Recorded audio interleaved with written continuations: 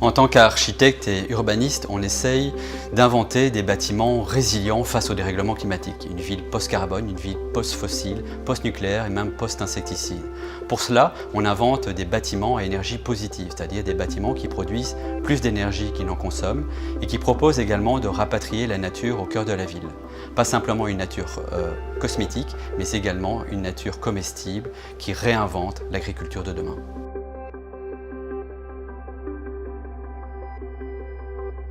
Pour inventer la Smart City de demain, nous devons hybrider le concept de ville durable, c'est-à-dire une ville écologique, avec le concept d'une ville hyper connectée qui utilise les technologies de l'information et la communication.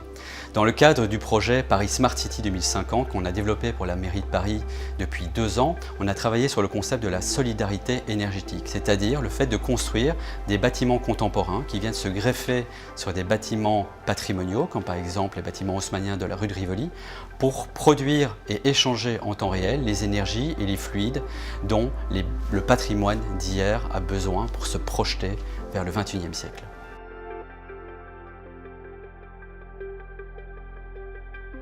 Aujourd'hui, dans un bâtiment, la bonne gestion des fluides est l'ADN de l'efficacité énergétique. En effet, dans le cadre des bâtiments BIPOS à énergie positive, qui produisent en partie l'énergie dont ils ont besoin, l'énergie électrique, l'énergie calorifique, l'énergie frigorifique, pour récupérer les eaux pluviales et également pour recycler les eaux grises directement sur place, comme par exemple grâce à des lagunes de phytoépuration.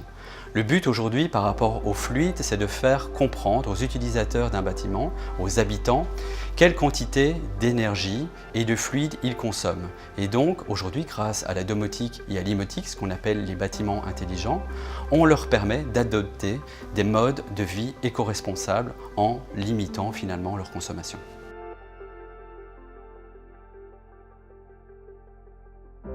En tant que terriens, nous vivons sur une planète bleue recouverte à 70% d'océans. On se pose la question aujourd'hui de savoir est-ce qu'on pourrait devenir des mériens. Nous avons développé le projet Lilipad avec l'Université de Singapour, spécialisée dans les structures navales de grande échelle, pour apporter une solution pour abriter les 250 millions de réfugiés climatiques qui vont apparaître d'ici 2050. On travaille donc avec l'Université de Singapour, spécialisée dans les structures navales, pour savoir quel type de coque de bateau on pourrait inventer qui puisse lutter contre l'oxydation et la corrosion face à la salinité de l'eau de mer.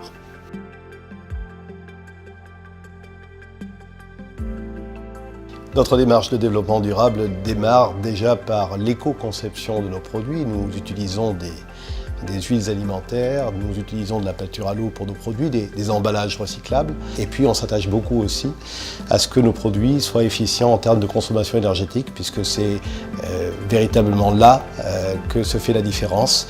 Nous avons développé par exemple les moteurs suprêmes, des moteurs IE5 à très haute efficience énergétique.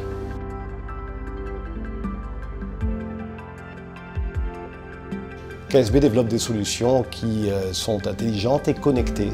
Nos produits sont aujourd'hui capables de communiquer avec leur environnement, s'adapter aux points de fonctionnement requis par l'installation sur laquelle ils sont implantés, ce qui nous permet également de faire de la maintenance à distance, de la maintenance prédictive, voire même de piloter nos produits directement par un smartphone ou par une tablette.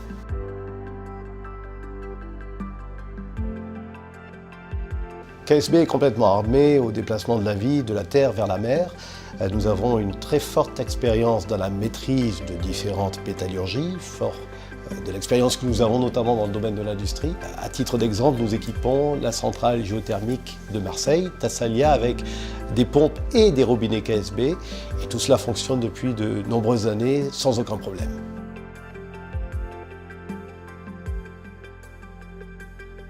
La rencontre avec Vincent Calbeau est très significative pour KSB.